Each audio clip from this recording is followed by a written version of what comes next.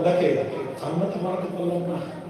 আল্লাহ বড় ইচ্ছা ছিল যে আপনাকে চেনাবো, আল্লাহ গো আপনার পরিচয়টা দেবো, কিন্তু এত বড় শিক্ষা আপনি দিলেন, কিন্তু ছেলেটা মানল না। আমার আল্লাহ তখন আমার হাবিবকে বলেছিল, ইন্নাকা লা তাহদি মান আহবাবতা ওয়ালাকিন্নাল্লাহ ইয়াহদি মান ইয়াশা। হে আমার হাবিব, আমি হলাম হেদায়েতের মালিক, তুমি হেদায়েতের মালিক নয়। তুমি তোমার ডিউটি পালন করছো, আমি আল্লাহ যাকে ইচ্ছা তাকে হেদায়েত দিয়ে জান্নাতি বানিয়ে দেব। আল্লাহ নবী দুঃখ হলে আল্লাহ দুঃখ পায়, আল্লাহ নবীর কষ্ট হলে আমার আল্লাহ কষ্ট পায়। সেই সময় আমার আল্লাহ বলেছিল, হাবিব চিন্তা করবেন না, যে যুবক আপনার থেকে চলে গেল, আপনি যার জন্য দুঃখ পেয়েছেন জান্নাতে গেলে ভালো হয়, হাবিব চিন্তা করবেন না, ওই যুবকটা আবার আপনার কাছে ফিরে আসবে। কিতাবের মধ্যে আছে, ওই যুবক চলে গেল বাড়িতে, বাড়িতে গিয়ে চিন্তায় পড়ে গেল, খাওয়া দাওয়া কিছুতে তার মজা নেই। একটা দিমাগের মধ্যে একটা কথা বারবার ভেসে উঠছে, কি আইয়ামে জাহিলিয়াতের যুগে যেখানে মানুষ মানুষকে হত্যা করছে, যেখানে বাপ তার মেয়ের সঙ্গে জিনা করছে, ব্যভিচারী করছে, চায়ের কাপের মতো ব্যবহার করছে, ওই মেয়েটাকে গর্ত খুলে পুঁতে দিচ্ছে, সেই আইয়ামে জাহিলিয়াতের যুগে আজকে এত সুন্দর সুস্বাদু পরিবেশ, সুস্বাদু ব্যবহার মুহাম্মদ রাসূল যে দেখিয়েছে, সেটা আমি কোনোদিন ভুলতে পারবো না।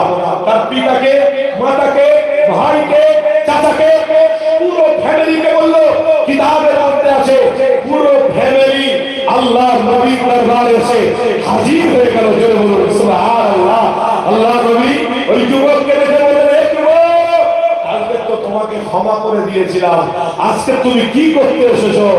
আল্লাহ নবীর সামনে ওই যুবক বলেছিল, ইয়া মুহাম্মদ, ভুল বলেছিলাম, আপনাকে আল্লাহ যে বাঁচিয়েছে, আমিও সেই আল্লাহর অনুসারী হতে এসেছি। ইয়া মুহাম্মদ, আমাকে আল্লাহ পর্যন্ত পৌঁছে দিন।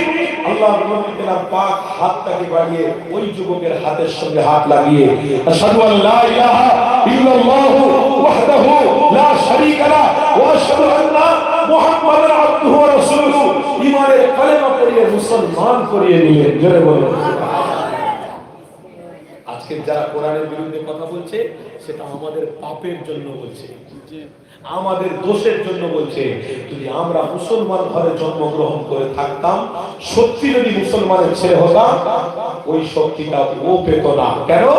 আমরা কোরআনের ভালোবাসা, ভাতৃত্ব, মহব্বত, নবীর প্রেম আমাদের যতটা আছে, অবশ্যই এই ঈমান অনুযায়ী আল্লাহ আমাদের সম্মানের উত্তম মর্যাদার জায়গায় পৌঁছে দিত।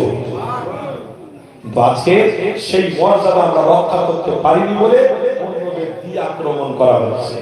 এত সহজ নয়।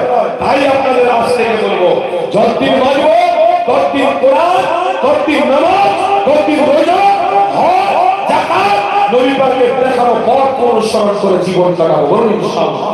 জোরে বলুন না ইনশাআল্লাহ। আরো জোরে বলুন ইনশাআল্লাহ। ইসলামের উপরে থেকে পড়তে চাই না নাকি? ইসলামের উপরে থেকে বলবো তো আমার ধর্ম ইসলাম, বুক খুলিয়ে বলবো, দাড়ি রেখে, টুপি মাথায় দিয়ে, নামাজ পড়ে, তাসবিহ পড়ে, কোরআন পড়ে এই পৃথিবী থেকে চলে যাবো। কোন বাবু আমার বিরুদ্ধে কি বললো না বললো দেখার দরকার নেই। দেখা কিয়ামতের দিনে হবে ইনশাআল্লাহ। ওই কিয়ামতের দিনে তোমার ঠিকানা জাহান্নাম হবে, নবীর গোলামদের ঠিকানা আল্লাহ নবীর কাতারে থেকে আল্লাহর জান্নাতে চলে যাবে। আল্লাহ আমাদেরকে কবুল করেন। বলুন আল্লাহুম্মা আমিন। আল্লাহ নবী বলেছেন, قال রাসূলুল্লাহ সাল্লাল্লাহু তাআলা আলাইহি ওয়াসাল্লাম, মান তাশাব্বাহা বিকাওমিন ফাহুয়া মিনহুম।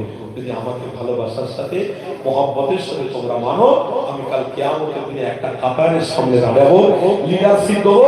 ওই কাতারের পিছনে পিছনে দাদা হুজুর থাকবে, খাজা হুজুর থাকবে, হুজুর ফারুকি থাকবে, আপনি দাদা হুজুরের মুরিদ আপনি থাকবেন। আল্লাহ কিয়ামতের দিনে সব কাতার থেকে তুলে ওই কাতারে দাঁড় করিয়ে আল্লাহর জান্নাতে প্রবেশ করিয়ে নেবেন। বলুন সবাই আল্লাহুম্মা আমিন। জোরে বলুন না আল্লাহুম্মা আমিন। তবে আমরা সাকসেস হব, তবে আমরা কামিয়াবি হব, যদি আমাদের প্রত্যেকটা ভালো কাজে নিষ্ঠাতা থাকে, ভালোবাসা থাকে, দরদ থাকে। তাহলে প্রত্যেকটা ভালো কাজে আমরা দরদ দিয়ে করব। বলুন ইনশাআল্লাহ। জোরে বলুন না ইনশাআল্লাহ। সকলে দাঁড়িয়ে পড়ো, একটু সালাম পড়বো। ইয়া নবী সালাম